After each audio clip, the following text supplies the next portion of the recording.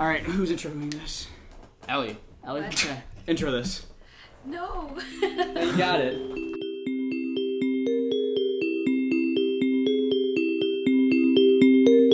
Somebody said, like, open up the trunk. I was like, okay, and it was unlocked, and it was just opened up. And, like, there's, like, Casey Neistat and Natalie sitting there, like...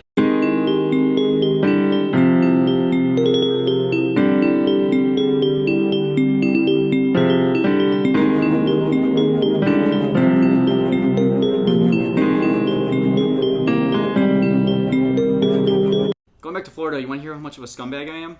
No. Okay, I'll tell you.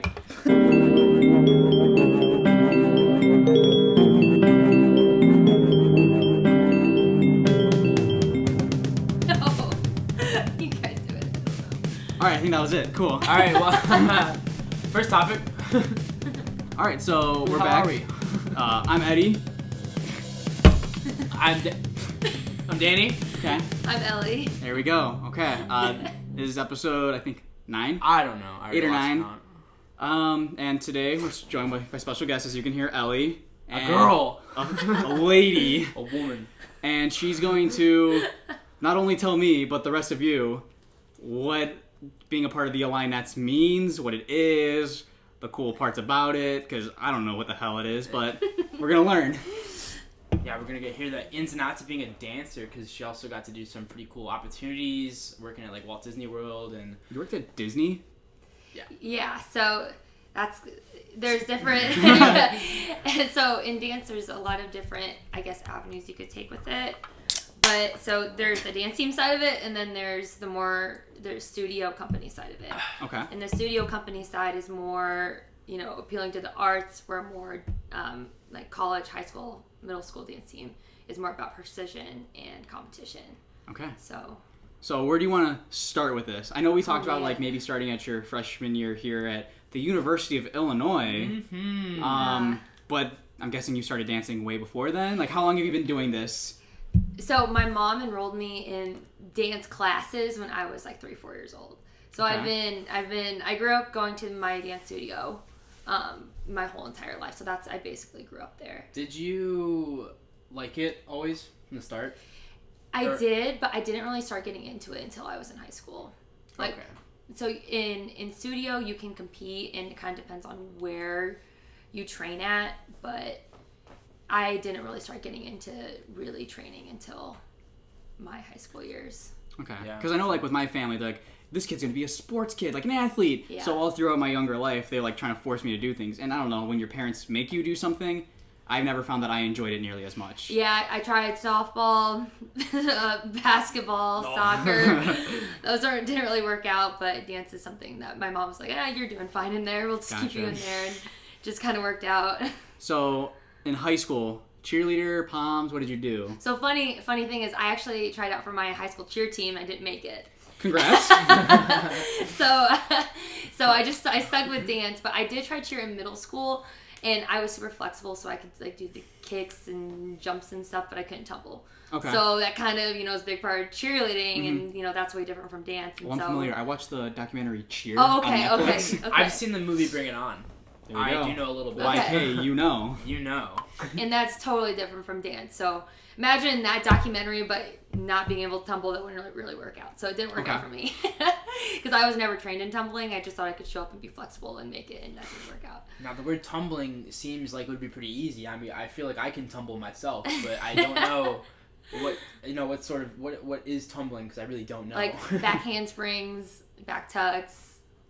Yeah, so like flipping. Yeah, So like, this is actually physically flipping. Like you're standing in one spot and then you do like a backflip. Yeah. Okay. I couldn't do that because Tumbling. I never took a gymnastics class in my life. It's not like so. someone's throwing you. That's different, correct? Yeah, that's stunting. Gotcha. So Yeah. I could do actually, but I couldn't do the floor stuff. Oh, Gotcha. okay.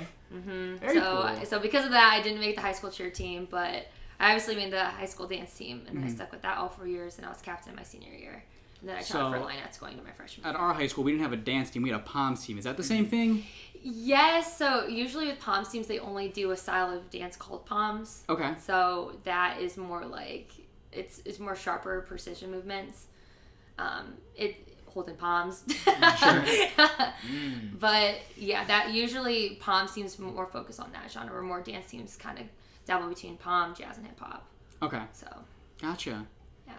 So, how long were you in the dance team for high school? Was this all 4 years. All 4 years? Yeah, all 4 years. I was captain my senior year, and then I came in. I actually was about to audition for Mizzou's dance team, but U of I held their audition sooner, and since I made U of I's team, then I decided. Was that like a big reason you decided to come here? It was the only reason why I decided to come here. Really? I made the team before I even toured the school.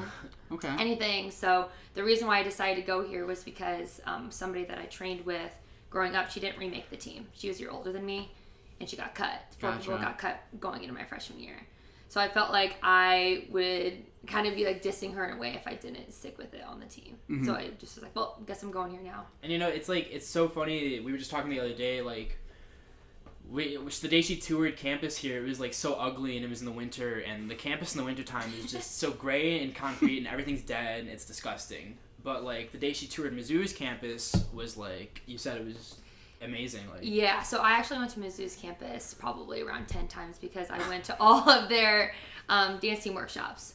And their dance team, it has crazy donors, and so they have like a $5 million building, and that's where they train, right outside the stadium. Okay. So that's what kind of appealed to me about them. They weren't necessarily as technically as advanced as Illinois is, but I was like, the perks seem worth it, so I'm going to check it out. To compare it to music, I guess, I know at least in my experience and with a lot of students I've taught, that high school kids, when they're in music classes, they typically don't even try doing anything in college with it. Is that similar for dance? No, so usually it's interesting because, usually how it works out is people train their whole life at a studio or a company. Okay. And they compete with them, and, they compete in all different types of dance with that.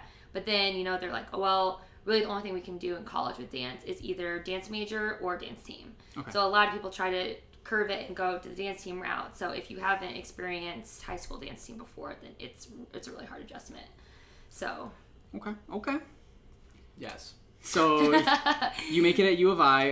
How early in I guess it was your senior year, I imagine you auditioned. So what month leading up to this, the deadline of application? So I made the team in April. April? Okay. And it's funny, I actually had a roommate at Mizzou and everything. Well, yeah, because that's pretty late to make a college decision. Yeah, so I kind of had to dump her, and the Mizzou coach actually emailed me and was like, why'd you stop coming? Oh, no. And I was like, oh, it's this thing. So I'm completely leaving you. Yeah, so. Not to leave suddenly, but bye. Yeah, exactly. How's the old roommate doing then? She wasn't very happy with me, but that it wasn't gonna make it based off of her. So what's that audition process like for Illinois? Yes. So there's 2 cuts. In the first round, you have to perform a solo, and then you do a couple what we call across the floors, where you just showcase your technique.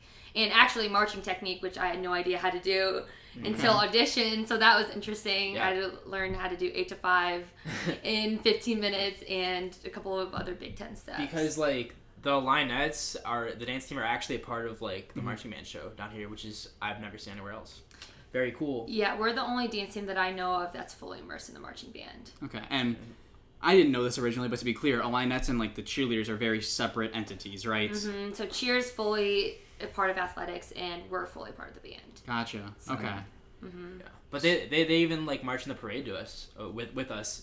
To you guys? To us? No, yeah, just you. They march with us to the stadium for game days and stuff like that, and they do everything with us. So you guys have the same rehearsals with them? Yeah. Mm-hmm. Okay. Literally, yeah. So we have every rehearsal that they have, but then we also have our 2-hour rehearsals right They rehearse way more than us. Because isn't band a class for you, technically? Yeah. Mm-hmm. So what does that count as you? You show up to a place, or is it a class? It's a class, too. Okay. Yeah. So the first day so I was excited to go to band camp. I was like, oh, this is going to be so fun. And then they're like, here's drill. And I was like, what is this? I've never seen it before. Never heard of it in my life. I was trying to mark off on the opposite side of the field. I was just a wreck. So comparatively from high school to now being in a marching program, how drastic is that? Because I'm sure you got into a certain routine of, okay, I know we're going to do this in high school. It's going to be like this, this, this. And now you're just kind of thrown into a marching band setting, which is I'm sure way different lingo. I'm sure you can pick up some things, but how much of a culture shock? How long did it take you to get used to it? Oh my goodness. It was, I had no idea what to expect because when they, kind of advertised the team, they didn't really mention band as much. Okay. And so it was kind of a shock to me when I found out that the whole team is the band. Yeah. Because we don't compete, and most dance teams, every other dance team in the Big Ten competes. We're the only one that doesn't compete. It's because we're so involved with the band. Okay. And it would be impossible to try to put things together and extra rehearsals together while, still committing to that. Yeah. So, but it was a huge difference for me. There was a lot of band culture that I was exposed to my freshman year that I was like, what is going on? But Illinettes are pretty close with the drum line, and so that's how I started to really learn about it, because I had friends do that. It's really funny, like being in marching band high school and like knowing the people who are in marching band and seeing what they're like. It's very funny coming to college and seeing like these, like not to stereotype, like sorority girls like trying to figure out they fit in with the marching band. It's so strange. It was really weird for me to see, but fit right in, honestly. Some of us, either sink or swim, I think. Yeah. But yeah, because in high school we didn't have nothing to do with the band. Okay. We that's never danced with the band. That's how it is everywhere, We would sit in front to watch their halftime shows right before we went on, and that was the extent of our involvement with them. Oh, that's nice. Yeah, we supported. We had no idea what was going on. No one really. watched our stuff ever. I feel like I thought the cheer team would watch, but that's because they were going to go on next. Yeah. Yeah. So like you said, you didn't know it was going to be a band thing like at all when you came in. Did that make people want to leave? Like, did anyone make the team and then show up? Why is the rest of the marching band here, and like just kind of leave? Yeah. So one girl, she actually came from California. Okay. And so not only was it a shock to her, being a part of band with the team, but the weather in itself and practicing outside in the blizzards with the band. Yeah, geez Louise. She left second semester to go back to California because she I left the school. She was done. Man. Band kind of, I don't know if it was band or the weather or a combination of both, but winter in she was Central out. Illinois. Yeah, I remember I was walking to class in the snow and I saw her under a tree with her bike with shorts on, flip-flops, and a sweatshirt. What's she doing? I don't know, but she did not. Illinois was not for her. It's not for me. It's really not for a lot of people. Yeah, can't blame her. Takes a certain type. Yeah, so I had no idea what to expect coming in, but I grew to love it, and I loved the shows that we performed, and I personally really like the involvement with the band. I can see why people aren't as into it because we don't get to compete, and that's an opportunity every other dance team gets to do, and I do wish we could do something like that. But I also enjoy the band aspect of it. But that being a part of the band is also not all Illinettes is. Mm-hmm. So they also have basketball season, and they're more separate from the band. Okay. Yeah. So for basketball season, we really don't talk with the band at all, except for to meet with the director to know what timeouts were going on before. But we are our own separate thing pretty much during basketball season. But football season, it's pretty split. So I know like the band or the drum line gets to perform at like Soldier Field. They get to go on like certain trips. I'm guessing, do you guys get different opportunities since it's kind of a smaller group? No, so everything that the band gets, we get. So we don't get any other special opportunities or extra travel. Everything that the band gets, we do. I mean, there's like other college teams do some sort of stuff like that, like to compete. Okay. But like same thing with drumline. Like we could technically be competing at Percussion Art Society. Sure. But yeah. So I like to call us a performance team, and the perks with that are getting to travel. Gotcha. Like, for example, going to Ireland, I doubt we would get to do that if we weren't part of the band. Yeah. Or the bowl game, I don't know if we would have gotten to travel. So we have had a lot of really great opportunities with it. So that's why I'm personally okay with not competing, because it balances out. Yeah. Like the MSU game, like the biggest win in, our football team's history. We got to be there for that. I mean, competing, like, where's like the big dance for dance competitions? Like, I'm guessing it's in the United States somewhere. Like, is it Florida? Yeah. Nice. So yeah. So in college and high school, they go to either Daytona or Orlando. So there's two different companies that actually I work for that you go down and compete for nationals. But if you're in the studio, and so in high school and below, you would there's a ton of different competitions that you can go to. Yeah, I would definitely take Ireland over that any day. Yeah, I mean, for me, I was fine with it. So. Yeah, it's funny. I heard they talked about the Ireland trip. It was the year before. It was my freshman year, but I wasn't in the band. I heard that they spent a lot of time on a bus. traveling around, and it was very drum corps like, and I heard a lot of them had a bad time, You guys I just didn't like think the it's bus? funny. I just think it's funny. You guys didn't like being on a bus, but we paid money to be on a bus. Paid money to sleep on a bus. It's not so much that we had to be on a bus. It was more that we couldn't go outside and experience outside of the bus as much as we would like to. That's true. If you're like in a different country, you want to like get off the bus at some point. Was there a lot to see in Ireland? Like, yeah. Like what else did you do? So, well, the cool thing about Ireland, I think that one of the best parts about the trip was at night we could do whatever we wanted. Okay. So we could, go all around Dublin and go to different bars and stuff. So that was really fun. Because the drinking age is 18 there, right? Yeah. So everybody got the okay to drink like in uniform and go to Guinness. That's and get uniform? a my pint. mind, yeah. That's awesome. It was really cool. Everyone has picks like that. I'm so jealous. Yeah, it was really awesome. Like going to the Guinness factory in Dublin. We performed the official St. Patrick's Day parade. We got to perform at a Gaelic football game in Galway. During one nice thing about being on the bus is they try to make little stops at cute little towns. Sure. And walk around and stuff. But I mean, we only had like 30 minutes at each town. But I would say that Dublin we got to experience a lot of, and then Galway was cool, but it was also very cold. Did you see Cliffs of Dover? More. Whatever. Didn't you see Cliffs of Metallica Dover's play a live? song. Yeah. Man, that's an awesome concert. Yeah, we did go to Cliffs of Moher, so that was really fun to see too. Whoops. That was like the You're big dumb. touristy Whoops. thing that we did. Wow. So, man, we went to Belfast. So, if you're into Game of Thrones, we saw some of that stuff in there. I don't know. It's like The Office. Yeah. Is it in the same universe as Parks and Rec? So I know you were captain of the Illini, correct? Yes. How many years? Just one. Just one? Mm-hmm. How different is that from like just being a member? I don't know how much responsibility is on you from that to being a captain. Mm-hmm. Like what does that entail? Oh goodness. So basically, our team doesn't have a coach. Our captains are our coaches. So I'm actually co-captain with one other girl this past year. And captains do everything from emails, from organizing uniforms to scheduling to being in contact with the director. Everything that a coach does, we do. So, it's really hard sometimes to run a team, full of girls your same age. And then take classes on top of that. Uh-huh. It's like a full-time job. It is a full-time job, and there's definitely some challenges with that. But, I mean, it was definitely worth it. And, if you love the team, that's, something that you strive to do your senior year. So. Were you, I know there's committees, were you a head of a committee in the Illini? Yeah, so my junior year, I was head of the poster committee. So our team has a poster every year, and I got to set that up. Nice. And, talk to the people who set it up, not so much me. And that's why you were in the middle of the poster, right? The I put in all hair this colors work. worked out. That's all I have to say. Did you know that they have to arrange the girls in the Illini poster by like hair colors so it looks good? What does that mean? So, like, you can't have a clump of blondes together and you can't have a clump of brunettes together. That's, like, even out, like, every other. So it's like it's every other? Not yeah, like if you look at the poster, you can see, like, how it's all spread out. I mean, it makes sense, but also I don't think I would have noticed it had I not been told. I mean, me either. I was given very explicit instructions from the past poster chairs. So is that like more of a tradition thing, or is that like, have you seen versions where it's like the brunettes, the blondes, and like is it just more pleasing to the eye?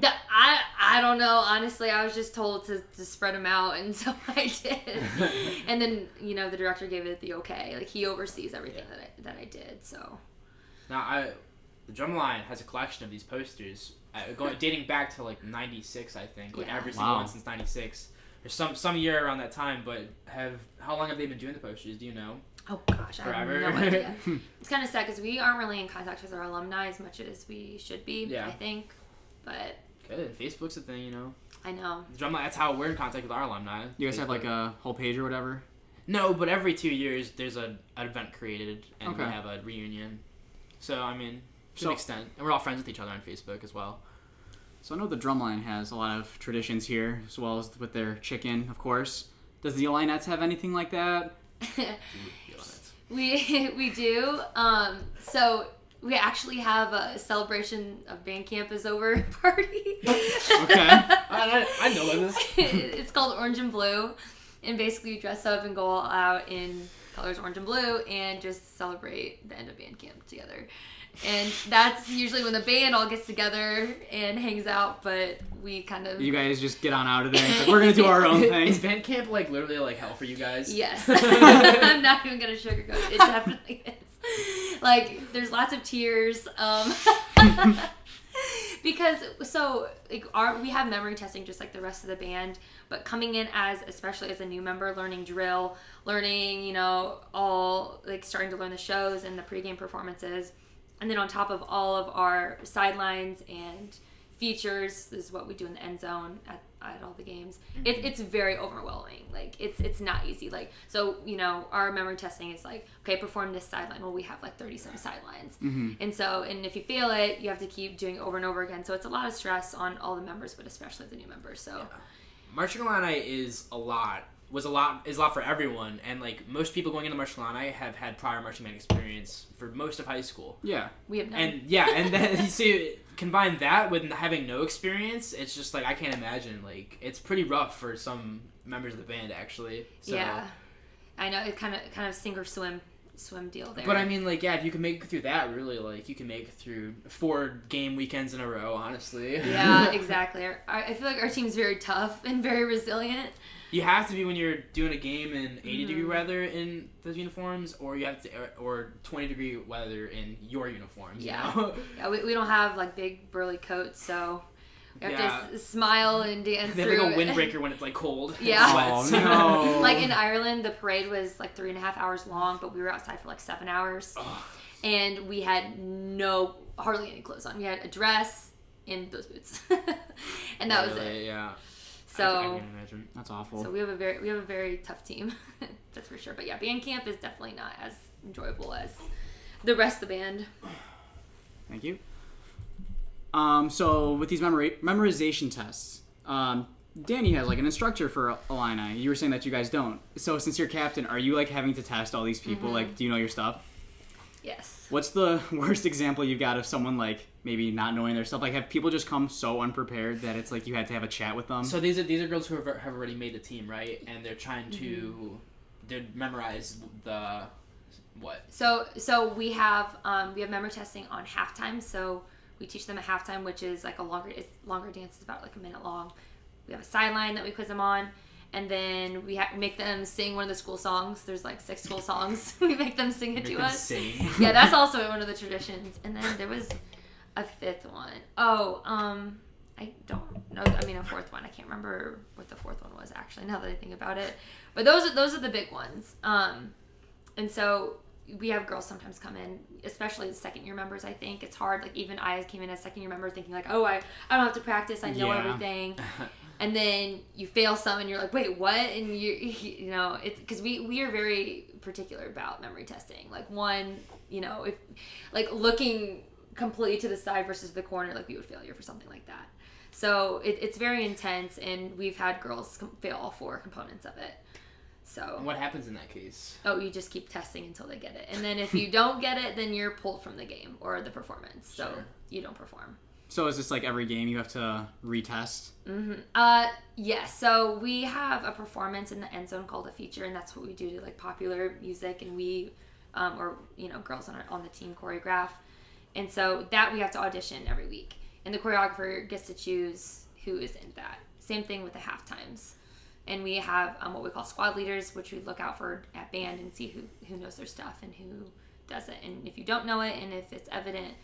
Even if some weeks too, it can be very nitpicky things. But if you're standing out, not pulling through and pulling your weight, then you're pulled from the game. And that's pretty similar to like drumline too. Like last year, not so much this year. We would have to test every week to see who was playing in halftime, who was playing in hype at the end of the week, and stuff like that. And yeah, I forgot where I was going, but yeah, that's just pretty similar. I think we should restart the camera. Should we? Start the timer late. All right. Welcome back. SpaceShow. You gonna drink to that? I'll drink to that. That's about it, really. Yep. That was the show. Yeah. All right. I'll see you next week. So somebody say something. I got some questions. So Ellie, please. going back to I gotta go. going back to like being captain and like all these responsibilities. Obviously for band we don't have nearly as many responsibilities. We're not like setting up all the programs, not setting up all this stuff.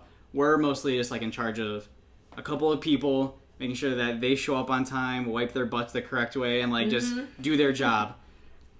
How, I guess not a pain, how much of a pain, but like, do you guys still have to do that with like people here? Like at a collegiate level, how much do you guys have to be on top of people of knowing their stuff? Oh gosh, I mean, pretty often, honestly. Okay. I mean, even my freshman year, they had to be on top of me for not, knowing how to do my makeup right or stuff like that. There's certain ways you have to do your makeup? Oh yeah, like when you enter the team, you get an aesthetics packet, and it tells you exactly how to do your makeup, because I still really don't know that much about makeup, but the team taught me how to do my makeup, like for game day. So we call it GDR, which means game day ready. Yeah. Yeah. So it says, okay, so if it says in the email, GDR, that's the full shebang of what you have to do. Okay. So, it's pretty extensive. It's like a 6-page packet.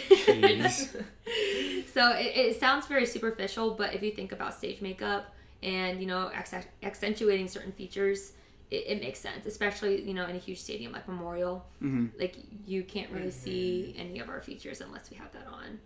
So. Yeah, and, being all girls, they have to accentuate the fact that they're pretty women. So...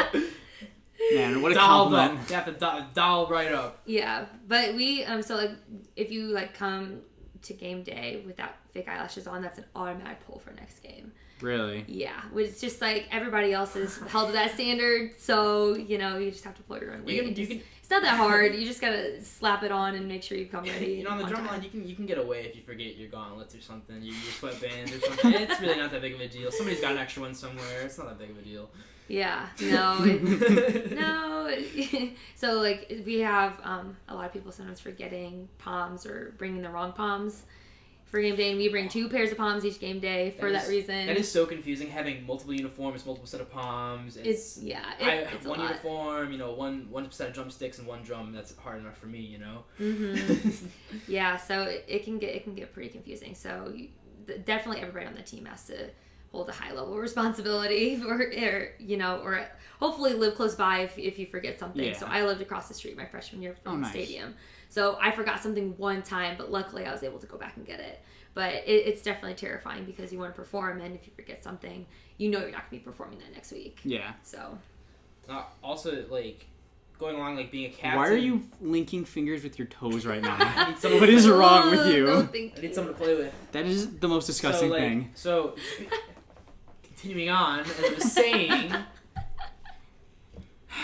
you have to be you're a captain on your team. I assume you have to be a hard ass a lot of the time, and being a hard ass to your friends is challenging. It comes with a lot of obstacles. So, like, how does that go for you?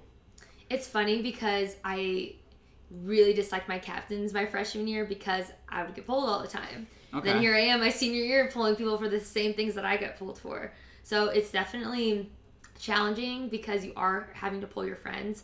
But luckily you can rely on the squad leaders. There's 6 squad leaders on the team. They're upperclassmen. What's the difference? Squad leader is just basically we ask them for notes on how people are doing during practice. Okay. If they know it, they come prepared, then there won't be an issue. It's basically just more eyes. Yes, so it kind of takes the power off of us a little bit. Okay. So especially during band when we can't watch the entire field. Yeah. That they're a huge help. I guess it'd be that. similar to like subsection leaders on the drum line. Yeah. We really don't have squad leaders. Like everybody else in the band does, but we don't. So. Yeah. I think it is just subsection leaders. And those are usually upperclassmen, and so that takes a little bit off of us. But at the end of the day, we're the ones sending the email of feedback of what they need to work on. Oh, you guys send emails? It's not even like in person. No, so so if you're quote pulled, if you aren't performing, we send out a full team email of the list of the 24 girls of the 28 who's performing for either pregame or halftime. We don't pull people from the same, like we don't double pull people. So if you're pulled from pregame, you are going to be pulled for halftime. Okay. So you get the email, so we call it the pregame block. So if your name is on that list, then you're going to be expecting a second email full of notes on what you need to work on. So that can be very irritating to read. Mm-hmm. And, we try to keep it as fair as we can, but obviously there's faults in the system, but we try to, put as much power in the section leaders the squad leaders as we can. Okay. I don't know. It gets very sticky though, especially when you're telling people your own age how to dance, how to march. How's like the friendship aspect of it? Do you lose friendships because of it? I would definitely say that it puts strains on friendships. I don't think you would necessarily lose friendships. I would hope it's not that superficial. No, and I think me and my co-captain, we really tried to be as fair as we could with it all. But my freshman year, it definitely wasn't fair, and I remember me and somebody else in my grade, we got the same exact feedback email. So it just copy paste. So we're just like, okay, they just felt like pulling us that week. So we really tried not to do that, because that happened to us and we were really not okay with it. Yeah. Obviously. And so they're clearly not giving you anything like that you've done. They're just like, okay, this seems like some stock answers. So pick up your toes a little bit more, which that is a valid note. Sure. But when everybody else is getting that same note, it can be very irritating, and you could get very mad at your captains for that. Mm-hmm. But you when applying for the position, that's what you're getting yourself into. You're going to be the most disliked one on the team when you apply for that. Mm-hmm. So I was just that way anyways, anywhere I marched. Asshole.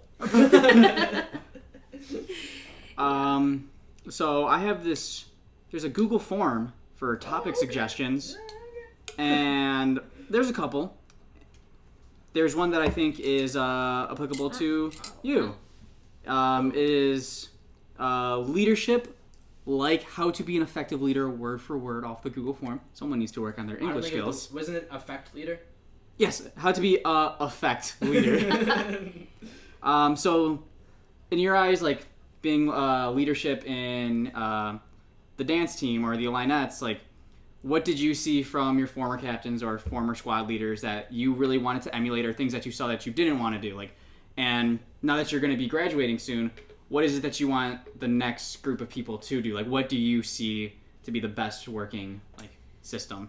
I think my goal, as well as my co-captain's goal for the past year, was to be a facilitator rather than an authoritarian. Okay. So listening to the team and what they need from you, I think that's huge, because our freshman year, I feel like we didn't really get that.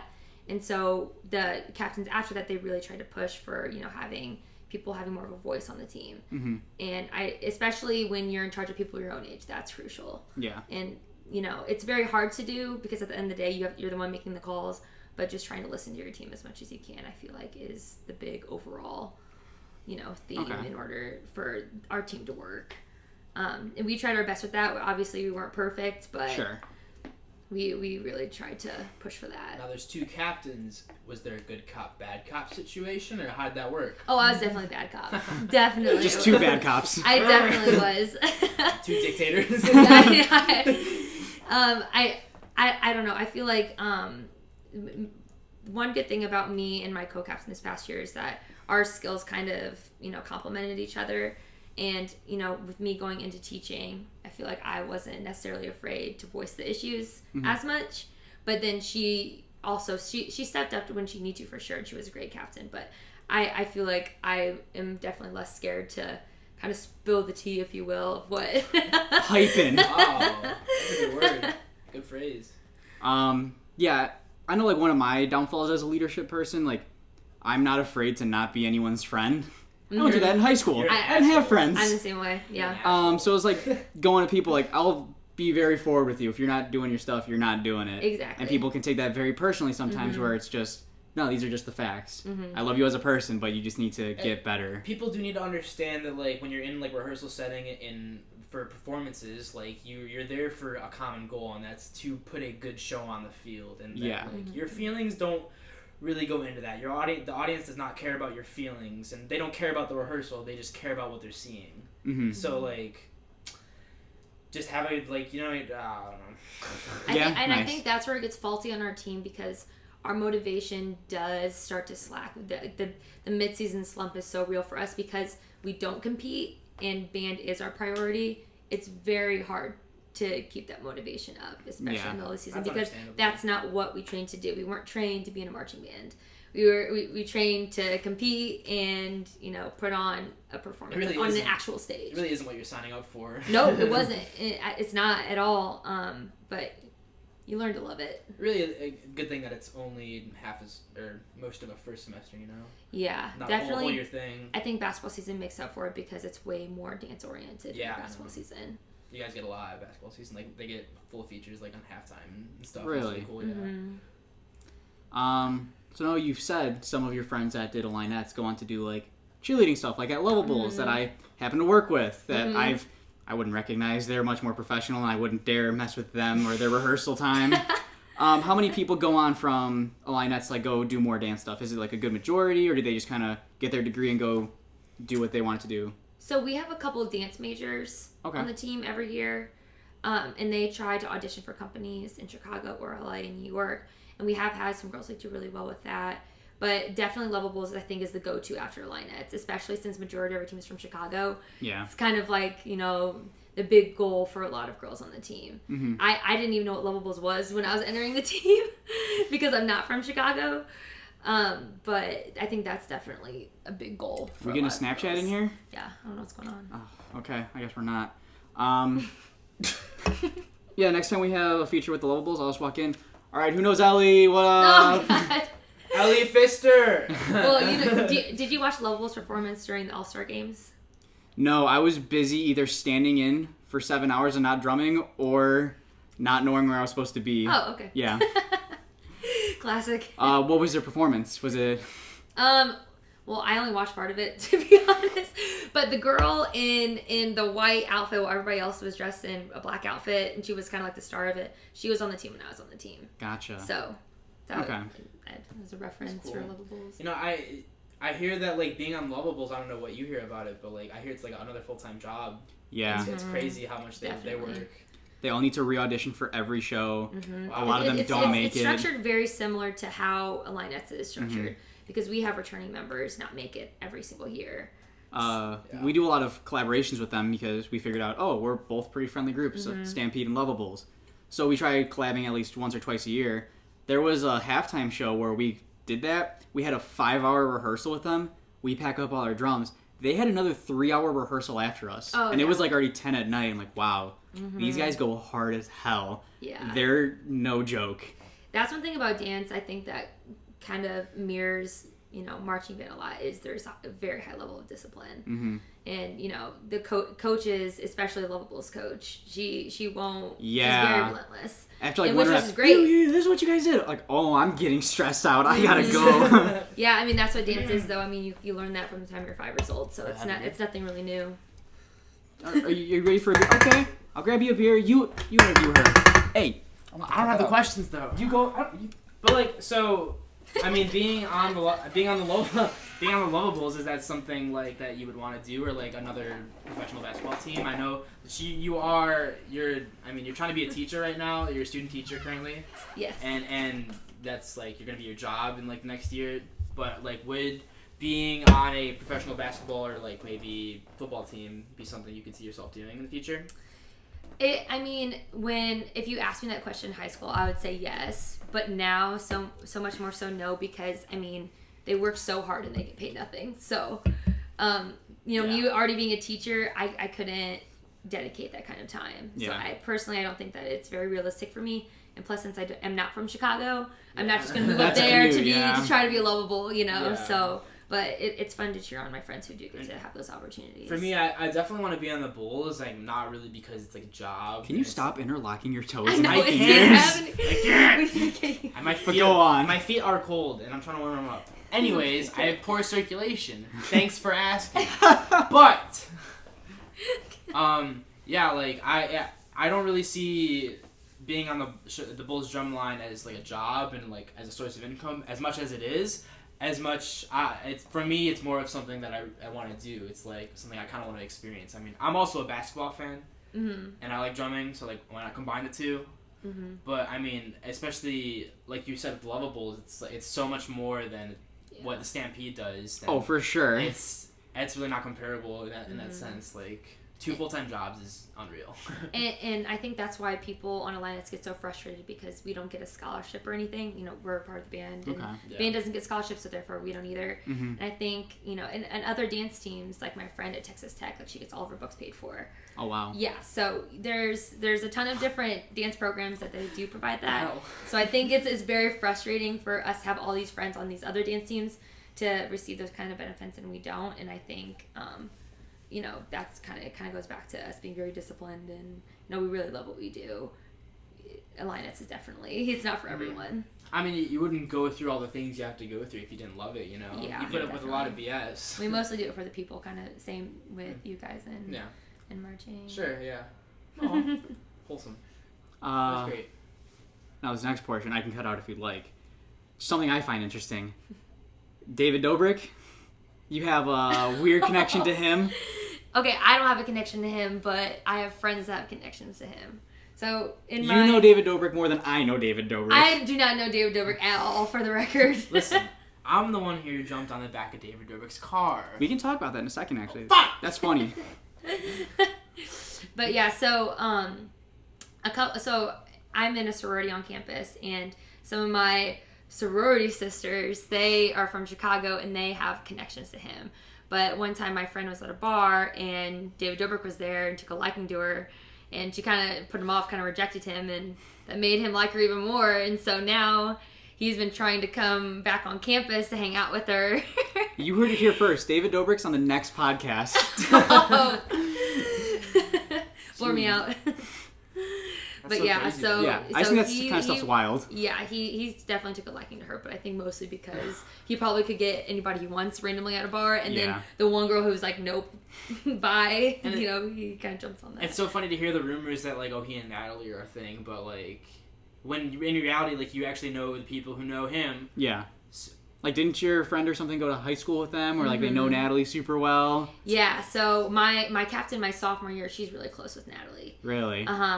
Follow each other on Instagram and everything. I've checked. Wow, that's close. Like, it feels like I'm talking about a celebrity right now, even though they're just like, they're people. Yeah. Yeah. So, but then one of my best friends, she went to high school with him at the same time. She went to Vernon Hills. So, it's funny. She said he was very irrelevant in high school. So, kind of ironic now. So, you were saying? What? The car? Oh, yeah. So, David Dobrik came to campus. What was that this year? That was this year. Yeah. Yeah, and I hadn't really started watching him. I showed you him like 2 weeks prior, I'm pretty sure. Like, I didn't start watching the videos for myself until I really heard he was coming to campus, and I recognized his name on the signs from you showing me his videos. So I was like, I'm not going to go to his event, because the day of, like, it was like 9 a.m. I had a class, there were like a ton of people already lining up for the event, and it wasn't until that evening. Oh, wow. Yeah, and like, yeah, there were a few people in the morning, and then I walked through the quad again later in the day, closer to the show, and the line was like literally the entire length of the quad, past Follinger, and it was like to the south quad of just like a straight line of people trying to get into the show and to see David Dobrik, and the entire inside of the Union, which is a fairly large building on the first floor, was packed with people just sitting waiting for the show. And I was like, I won't go to that because, well, I think it was free, but I also just didn't want to deal with the crowds. But I tried to see him because he was doing promotional stuff with Bumble. Like, they had the Bumble Mobile, I forget what it was. Bumble Mobile. We actually gave him an Alliance poster, and he asked to be on it next year. Really? Yeah. Oh, yeah. On the podcast, I'm just saying. But yeah, I was at that thing. He was like standing on top of the Bumble thing. He was like yelling through a microphone or a loudspeaker to people, and that's like, it's actually in one of his vlogs. Can't see me though. But at that moment I got a high five from Casey Neistat. Okay. That's probably the richest person I've touched. So I still haven't washed my hands since. And yeah, so that was that. I went about my day, and then I came back later, and I thought I could catch him as I was leaving, because I was leaving an exam, and it was like 11 o'clock at night, and he was like, his show was wrapping up, and because I saw people waiting for him to leave outside the Union. To go to my friend's house. Yeah, probably. No, they were waiting for him to go to Cam's. That's what they were following him, because he was going to go to Cam's afterwards. And they were this whole big thing that he was going to buy Cam so they didn't have to tear it down, like save Cam. Really? Like, that's what they were chanting in the vlog, yeah. Yeah, but he didn't. They still tore it down. Hey, you can buy a brick for $150 though. Really? Real thing. I'm in. Hey, a nice box. See that Bud Light sign over yonder? Yeah? Got that for free from Cam's. Ooh. The old 5-finger discount. Anyways, so yeah, I was able to catch him as he was leaving, and I waited around for a little bit after my exam, and I was like closest to where they were exiting, like the door they were coming out of the building, and I was able to like, it's creepy to say, but like I was able to touch a few of them, but then they got in their cars, and then I don't know, somehow I ended up directly behind the car that Casey Neistat and Natalie were in. We were just toying around behind it, and I opened up the trunk. Because they left it unlocked for I don't know, it was unlocked. I mean, somebody said, like, open up the trunk. I was like, okay, and it was unlocked, and it was just opened up. And, like, there's, like, Casey Neistat and Natalie sitting there, like, looking behind, like, freaking out because, like, they think we're going to take their bags or something. So Casey's just, like, manhandling all the bags. He's just, like, taking them all, like, so we don't take them, but, like... Which, to be fair, I do understand, but that was not any of our intention. We were just, like, everyone was just, like, trying to give them things to sign, or just, like, I was just taking a Snapchat, you know?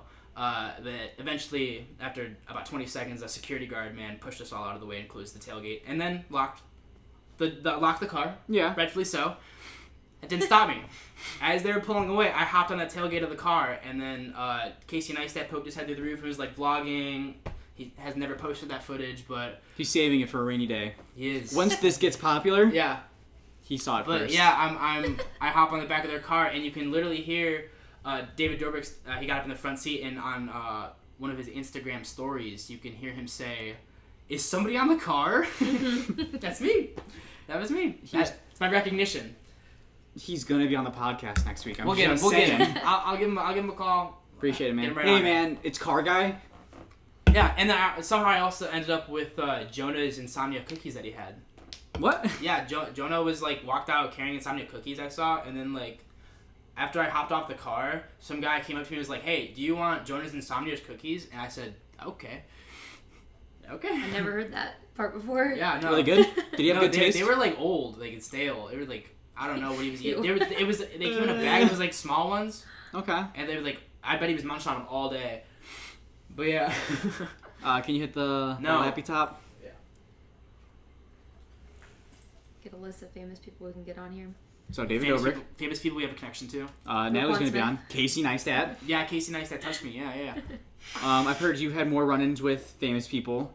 Much more than you know, your family have. is like family friends with Ario Speedwagon's parents. You know who Ario Speedwagon is? Yeah. Yeah. Wait, like the parents? Yeah. So I mean, I'm not gonna pretend like I know much about Ario Speedwagon, but the main guy's dad is from where I live, and we go to the same chiropractor.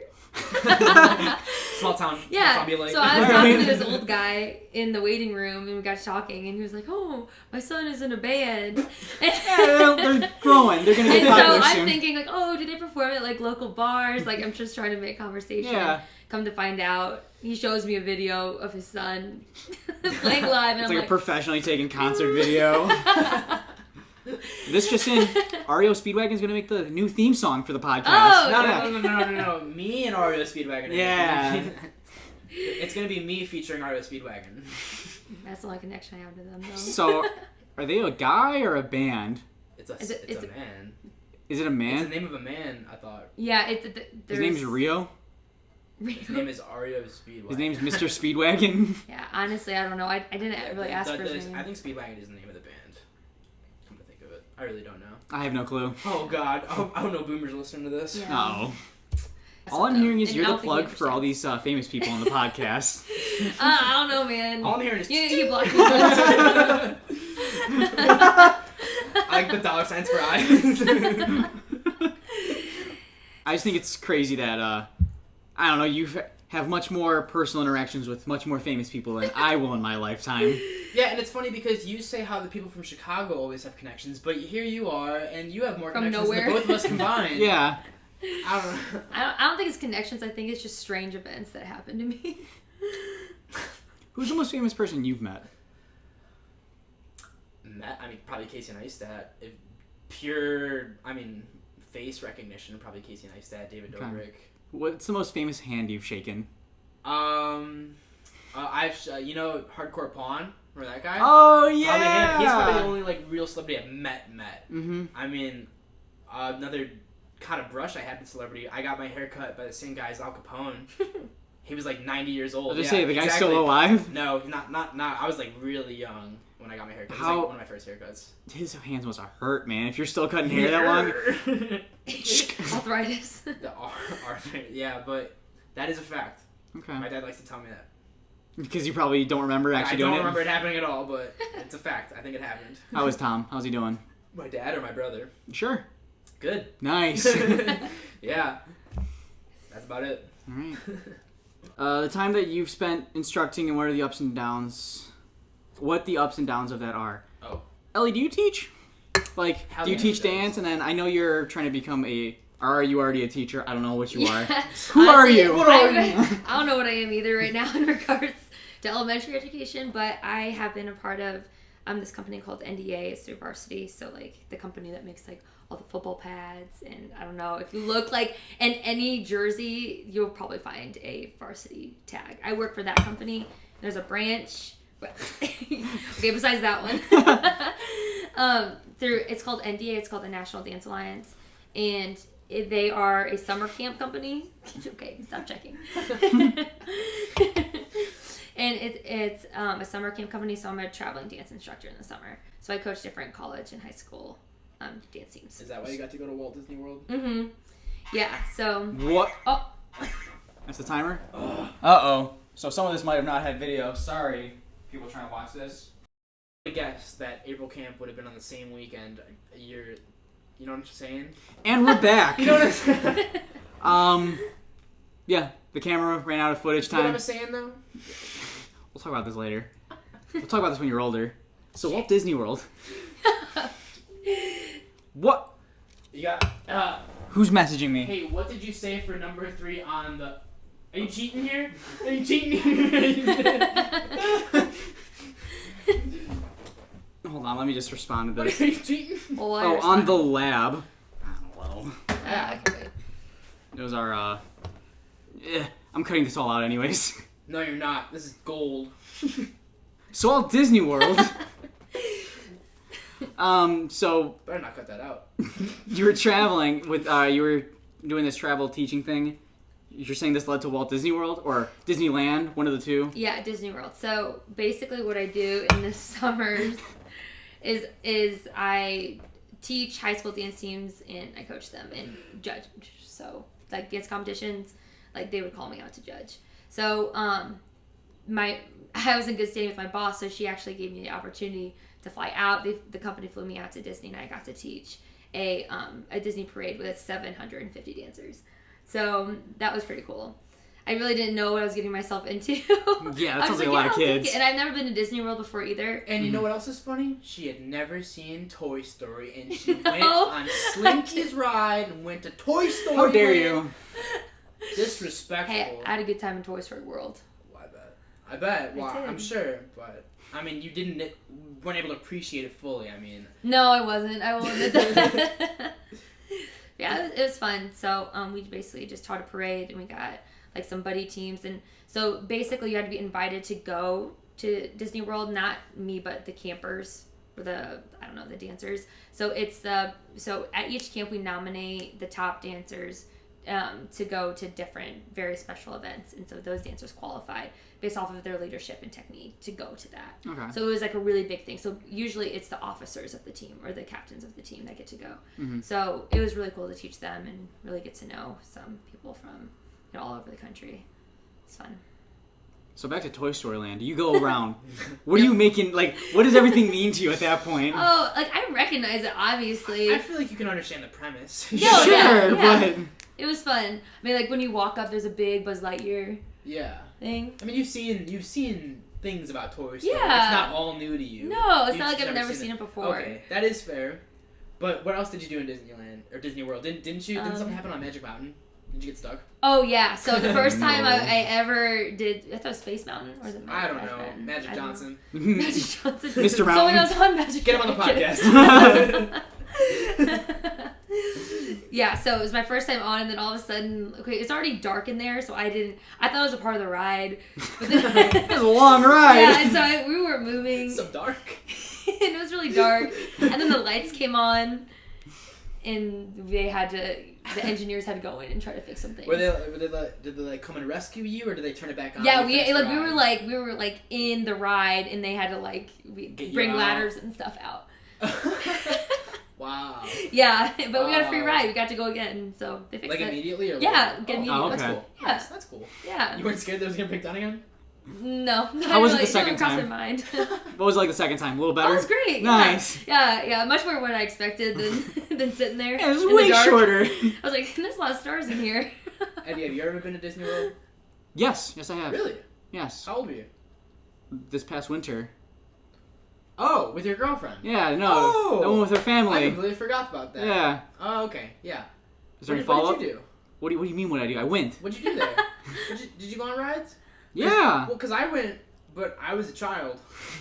And I went on Tower of Terror, if you know what that is. I can't do free-falling things. Tower of Terror? You know? Mm-hmm. I pissed my pants. Yep. Yeah, I was wearing like this bright orange suit that had this Nemo on it, excuse me. And yeah, my pants were bright orange basketball shorts. I walked out of Tower of Terror with a brown orange spot in the middle of my pants. No. Yeah. Oh boy. No, we did a lot. I selfishly wanted to do a lot of Star Wars things because Selfish. big fan. That was cool. Yes. Never seen Star Wars though either. This is I going was to be like, Ellie's last appearance on the podcast. We're giving up on the David Dobrik idea right now. I think we're just going to close the whole thing down. This will be the last episode. Like those white guys were pretty cool walking around. Funny enough, the one time I went to Toy Story Land, we went there at night, and it was me, my girlfriend, and her nephew, who's 3 at the time. And we're chilling. All of a sudden, my girlfriend goes to go get her family to bring them over, and it's me and this kid. And we're chilling, we're hanging out, I'm entertaining him. And then all of a sudden he's like, I want to go find Vivi. I'm like, okay, go run. He runs, falls and skids his knee and starts crying. I'm like, oh, come on. She was gone for 5 minutes. They're going to get mad at me. So I pick him up and I start cheering him up or whatever because I can make him laugh. And then he starts forgetting about the pain. And then he sees his family and remembers, oh, nice. I was in pain. Now I can get more attention. And starts crying all over again. I'm like, give me like 5 more minutes. I would have had this. I would have had it so much under control. And then it started downpouring, so we didn't get to go on the Slinky Dog ride. And my day was ruined. And that was the best ride, I must say. But no, it was funny. That was my only experience in Toy Story Land. Seems like you don't have Haven't very had the good best standing luck with there. children. No, Eddie- Under the age of 10. Eddie hates standing on children under the age of 10. They're not as comfy. They don't give you that right height to get things on the top shelf. You know, my experience in Disney World was tragic. Was it? Mm. I experienced loss and heartbreak and humiliation All at the same time? all at the same time. You know, there's those fountains where the water beams are jumping from like lily pad to lily pad. Yeah. Yeah, I stood up on a ledge and got hit on the no-no square with one of those water beams. But that was on purpose. No matter, it did hurt and I did get laughed at. And Who laughed at you? strangers. Okay. And this hits close to home. I dropped my ice cream. Uh-oh. Yeah. And How long did we wait for this ice cream? my entire life. Up to that point. I was 5 or 6. My short life, I begged my parents for a lot of things in the grocery store, and they would always tell me no. I asked them for a Mickey Mouse ice cream in Disney World, and they finally said yes to something, and you know what? Quite honestly, my whole life was made, and not 2 bites into it. I don't even think I got a single bite into it.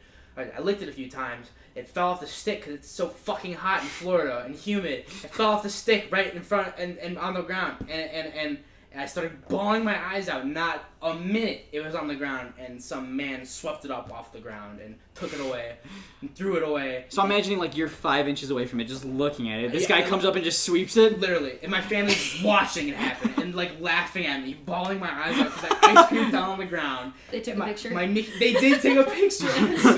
It hurts. It really does hurt. It hits So close. if we get permission for the video viewers, the picture will be right here. I have it. So it's probably going to be right here. No. Send your condolences to Danny Canning via Instagram at It's Uncanning. That cuts deep. This cuts deep. This brings back some trauma. When do you think you're going to get over it? I don't know. Never. I would like to move on. When do you want to talk to the therapist about it? Been there. Is that like step one? Like, what are you here for? Doc. Disneyland. Where do I start? Ice cream. Mickey Mouse, I got a nibble off the ear, I think. I can't go past the freezer section in the grocery it store just- without crying. It did. And I don't get it because the stick was large. The stick was like an inch wide, and it's like a good stick. That's a It's thick stick right there. Yeah, and the ice cream, Disney doesn't skimp. No. They're overpriced, I just- but they don't skimp. Exactly. Their ice cream, I would assume, is of the higher quality, and to have it just fall off the stick in, I would say, 85, 90 degree weather, high humidity maybe, it's pretty borderline. It's offensive to the consumer. Would have eaten it off the ground too. Had I thought about it, but I was young. Now? You're damn right I died for it. I would have caught that before it hit the ground. You know I it. would have tackled the guy that swept it up. Going back to Florida, you want to hear how much of a scumbag I am? No. Okay, I'll tell you. So, my girlfriend's family lovingly took me to Florida with them. They let me just stay with them. We were having a grand old time. Well, months prior, I got my tickets to Star Wars: The Rise of Skywalker for midnight. I remember this. And all of a sudden, she's like, hey, we're planning on going on a trip. Would you want to come with us? Of course. Why would I say no? And then I look at the date. Oh, Viv, this lines up with my plans. Oh, what? What's going on that week? I gotta see Star Wars at midnight on this day. Are you gonna say no to seeing this vacation, or coming to this vacation to see Star Wars? I need time to think. To which I do go with them, but then I realize there's like a movie theater a mile away from our Airbnb. To which I buy tickets like the night of, tell them, hey, I'm gonna go out with an Uber and come back during the night. I'll see you guys later. And they were all asleep. They knew what I was doing. And then I came back. I go to bed. I wake up with like the rest of them. Like, oh, you didn't end up going because you're up. No, I went. Was it worth it? Yeah. I mean, honestly, you got to have your cake and you ate it too. You're damn right. And if you'd said no to see the movie on your original planned date, you wouldn't have got the trip to Florida. Exactly. You are the smartest man I know. It's the end of a 40-year saga. I had to do it. And Viv's like, why don't you just sell the ticket you already have over in Illinois? Well, no. I want there to be an empty seat for my viewing purpose. I want people to know that was my seat. Yeah, I'm not selling my ticket. Damn right. So I had 2 tickets to see one movie and only saw it once that night. So that's how much of a scumbag I am. But it was still opening night. Yes, it was still Are midnight. you kidding me? Yeah! I wanted to see it opening night! Was it crowded? No, not in Florida. In Illinois. In New Lenox it was, I yeah. figured it would have been in Illinois, but it's surprising that No, not Florida. enough Star Wars fans in Florida. There was just a bunch of room next to me. Everybody's at Star Wars World. Honestly, yeah. Yeah, actually. But, okay. How about that you been to Disneyland? I've not. California. Let me just tell you. Oh man, you're gonna flex on us. Yeah. Pretty much the exact same. Castle's smaller though, right? Yep. Wait, whose It's castle is it? Is that Sleeping? Cinderella's. I thought it was Sleeping Beauties. I thought it was in Sleeping California. Beauties. And then Cinderella's For in real? Orlando. It's different castles at every park. Yeah. it's I didn't different. know that. In Tokyo, it's someone else's castle. Like, yeah, every Oh, park. I didn't know that. And Oh, since yeah. California was first, they didn't know how to really play with the forced perspective. Once they did it in Florida, like, okay, this is gonna look way bigger from far away. That's why Cinderella's castle looks huge. Yeah, dude, that is one of the coolest things. Same thing in Universal with Hogwarts is its forced perspective, where it's really not that big when you go up close, but like you take a picture from a little far away, it looks lifelike. Yeah. It's crazy. God, That was so bad. humans are so smart. We are so blessed to have people like you, Eddie Gomez. Had butterbeer. Yeah, Very good. butterbeer is very good. They also had some sort of like dragon, whatever drink. I only got it because I was alcoholic. Very good. Had a Duff. Very good. Yeah, and this is all in Diagon Alley. I was just telling Ellie about this the other night. And did you get a wand? Or I did not. We only stopped by there because Viv wanted the butterbeer, and Yeah. we were getting a drink, so Yeah. I'll just get something alcoholic. Yeah. But it's so cool that the wand thing they do around Diagon Alley, where like you can like Actually do control it. parts of the scenery. I'd so buy one. See, we didn't get to go to that. Oh. We got a free hopper pass to all the parks when we went, but we didn't get to go to Yeah. Universal. Yeah. Which I really wanted to go to see. It was pretty Harry cool. Potter World. Mm-hmm. But, rip. Yeah. I mean, I remember Disney World, like, I remember a lot because, did you guys ever get to go to Epcot, that part of Disney Yes, World? you walked all of Epcot, and I got a German beer. Yeah, all that entire, did you walk around the world? Yes. Whatever it's called. It was very cool. Yeah. I wish we could have spent more time at Colonial America, but I was the only one interested, so I wasn't about to stop the party. I was the only history buff at that meeting. Colonial America? Hey, I would have loved that too. I love history. Yeah, you know, in Epcot. Yeah, but you can go to China or Japan. We went! In Italy. It was like the end of our thing, and I didn't want to stop us to like go see something that only I wanted to see because I already did that whole Star Wars bullshit with yeah. there that night. I can't push my luck that much. I thought of that plan like 4 hours before I did it. I'm like, oh, okay, I'm gonna do this. I'm gonna go get a nap in before I go to the movies tonight. I just passed out. Yeah. Well, I think that's about it, right? that's all I got, man. Ellie, do you want to talk about something? You got questions for Danny or me? Yeah, you got something on your mind? Don't put me on the spot like that. I don't know. I don't know. I can't think of anything. What's right new? now. I mean, we still have tomorrow to film and record. Maybe. Let's save our questions for another time. Okay. All right, Danny, take us out. Bye.